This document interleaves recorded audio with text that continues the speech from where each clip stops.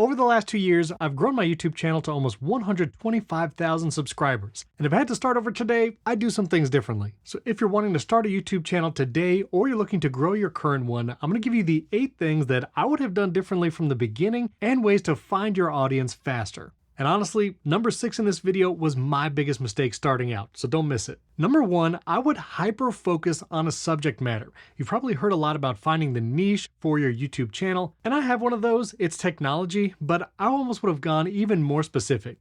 When someone goes to my channel, they might see videos about smart home cameras, iPhone accessories, software updates, and more. And once you have a larger subscriber base, you can branch out into slightly different topics and still garner some views. But if you want to grow quickly, especially right from the start, really hyper-focus so that everyone who watched your last video will be interested in your next video. If someone sees a smart home video of mine and subscribes because of that, and then the next video in their subscription feed from my channel is about headphones, that same person might not be interested in both of those topics. Number 2, I would focus even more on evergreen content. One of the powerful aspects of YouTube is that videos that have been published even years ago will still show up in people's home tabs because the algorithm is always searching for the video that's going to please the viewer the most. A great example of this is one of my most viewed videos. I did a getting started with the iPhone video, and honestly it underperformed at the start. You'll see this line here, the gray portion is the typical views over time, but this blue line, you'll see it was below expectations at first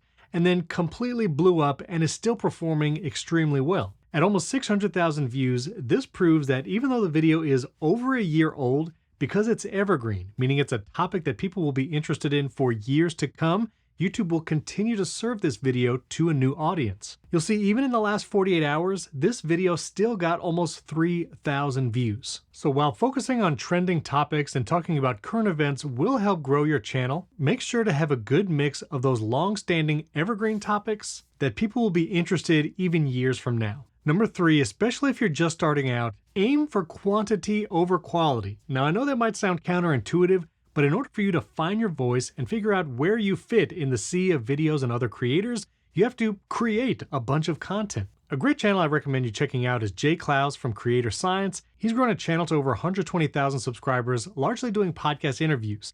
And he says, aim for quantity first, then once you have a number of videos under your belt, aim for quality, and then after that, aim for quality quantity. Even Mr. Beast talks about make 100 videos before you really start thinking about strategy and growth. So stop sitting there and thinking for months and months on end and just get to work and start uploading. 100 videos helps you find your voice, learn the process of making videos, planning, writing, scripting, editing, and then once you nail down quality, whether it's your gear and equipment or camera presence, then aim for quality quantity. Make lots of videos at that high level. Number 4, if I was starting today, I would script more. And maybe not a verbatim script where you're reading off a teleprompter, but I would plan my videos, workshop titles and hooks for that video, and really plan it out doing my research. When I look at some of my most viewed videos, my top video, which has over 800,000 views, was a scripted video. I wrote it down, did a lot of research, and you could see the audience really responded. Not only do viewers and your audience know when you've put in the work and when you haven't,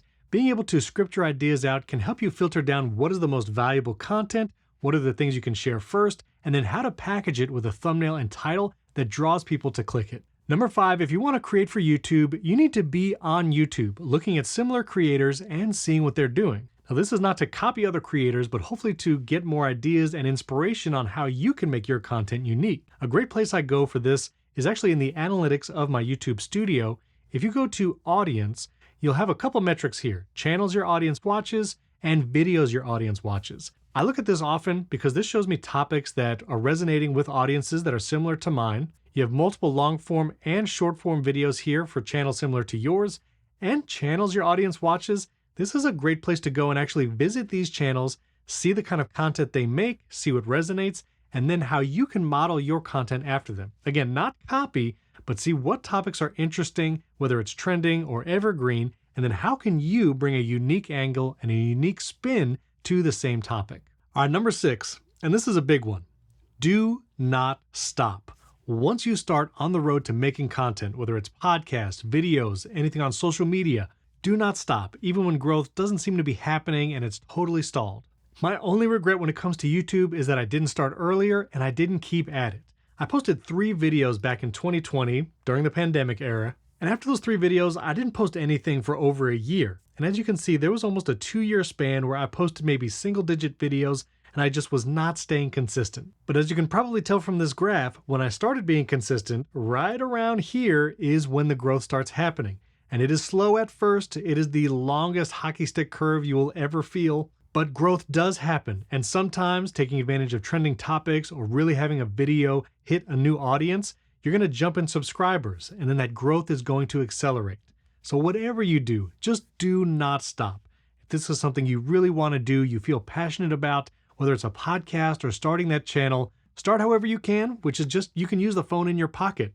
The video and audio from these sound so good, there's no reason you can't start today. And once you start, do not stop.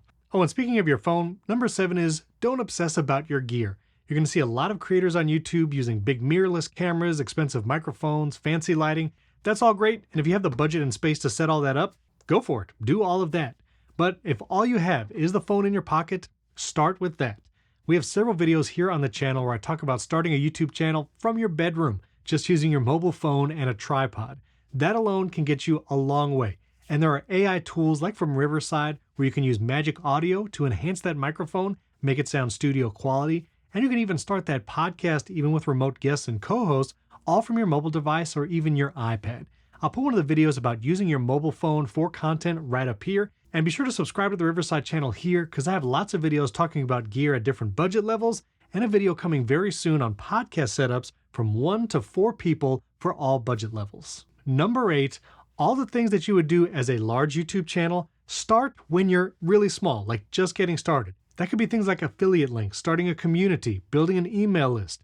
I know it might seem moot at the beginning when there's no one joining, or you might have pennies of affiliate revenue, but if you start from the beginning, then you'll have a library of hundreds of videos with those affiliate links, promoting your community and email list, and that growth will become exponential once you have people really finding your channel. For instance, in all my video descriptions now, I promote pretty much all the things. I have a page on my website listing all my smart home devices, I'm plugging my podcast in every video description, social media, I have affiliate links for all of my filming gear at the bottom of every video description, and they may only get clicked a few times, but times that by hundreds of videos that you're going to make over the next few years, this can really add up. And of all the things you do, starting that email list or community is key. You see here, I promote my Shortcuts community now in every video, and one of my regular recurring pieces of content that much of my audience responds to are Shortcuts videos. Well, I just started this community a few months ago, and you'll see there's already 1,000 people in this community. That's 1,000 people who I have direct access to, who I can now add to my email list and contact directly outside of any algorithm.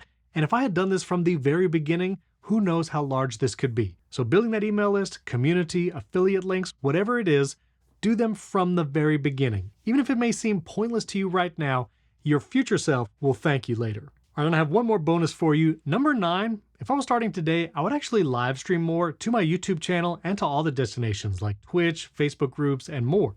I've done a number of live streams now on the channel, and honestly, there's great response a lot of the times. Not only do I get thousands of views after the live stream, but I get to engage with my audience in real time, and there could be hundreds of people watching at any given moment. And even now with my tech podcast, Primary Technology, it's about a year old, we will live stream some episodes and get great engagement even with a smaller audience. So if you're starting out today, I would find out what kind of live stream you can work into your regular content cycle and do more of it. And if you're not sure how to live stream or what tools to use, that's another great reason to check out Riverside. When you use Riverside to record, you can also live stream to multiple destinations. You can add your YouTube channel, your LinkedIn, Twitch, and any custom RTMP destination, and then live stream to all those platforms simultaneously. Plus, even when you live stream, you're recorded in high quality video and audio, so you can repurpose that content later. And you can even use the AI tools in Riverside like Magic Clips to repurpose those live streams into vertical videos, and then you have lots of content you can post as YouTube Shorts, TikTok, and Instagram Reels. If you'd like to learn more about Riverside, both for live streaming and using it to record any content like your YouTube channel, check out the link in the description. You could try Riverside for free today. And again, don't forget to subscribe to this channel and hit that like button if you need help with gear, more tips on growth and optimizing your YouTube channel. And I actually have a video talking all about hooking your viewers at the beginning of your video. Those first 7 seconds are key. You can check that video out right up here. And if you want more information on just using your mobile phone to start your channel today, I have a whole video on turning your bedroom into a YouTube studio using your mobile device You can check that out right up here. Thanks for watching. We can't wait to see what you create.